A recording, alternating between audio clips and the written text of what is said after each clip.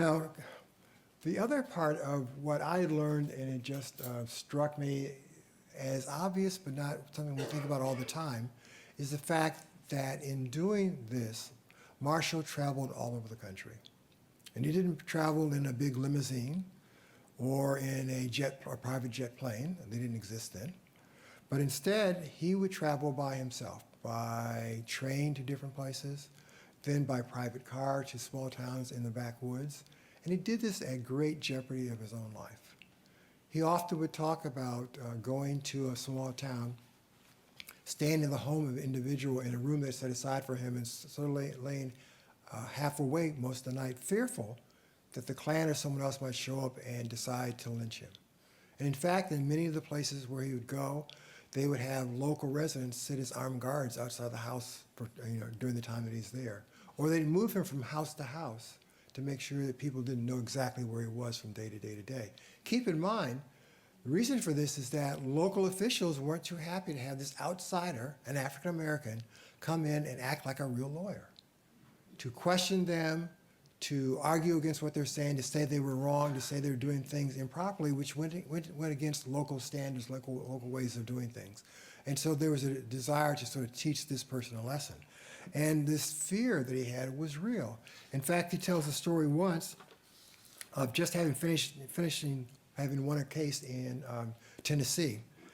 And as they were driving from Tennessee to Nashville, where he's going to catch a train, they're stopped by the police. And the police accuse them and him of driving drunk.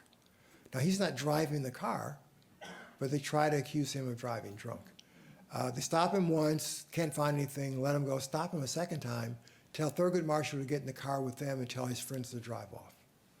They then drive him down a back road down to a riverside where there are a group of people standing. And Marshall's thinking, my time is up. Fortunately for him, his friends in the other car did not do what they were told, but instead followed and sort of made it clear that they were there and were watching. And the police, rather than implicate themselves in this, decided instead to allow Marshall to go back to meet the local judge, hoping the judge would say he was driving drunk and they could put him in jail, and then they could sort of mistreat him there. But the judge, in fact, says, I can tell a person who's been drinking just by smelling their breath. He smells Marshall's breath and says, this man's not been drinking, let him go. And so he's put back in the car with his friends, goes to a person's house. The next day, they send a decoy car off in one direction and he goes in another direction. The group follows the decoy car. When they find out he's not in the car, they beat the person driving the car to the point he's in the hospital for a month. So this is the kind of terror and intimidation that Marshall faces on a regular basis. But he says that I understand this and I am certainly afraid, but I'm not the one with the real courage. The people with the courage are the people in those communities who are willing to speak up, who are willing to go against tradition and have to stay there after I leave. And if they are willing to do that, I'm willing to sort of risk myself in the hope that we can create change in the process. So this aspect of his life is something that not always comes out clearly when we think about Thurgood Marshall, but it helps to explain why he's so well respected and so admired by so many people during this time period.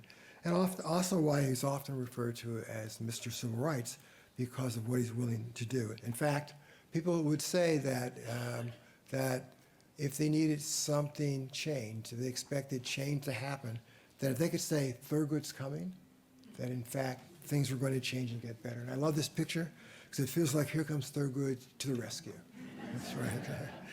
Young, bold, and confident. And I think that's how you wanted to think about him during this time period.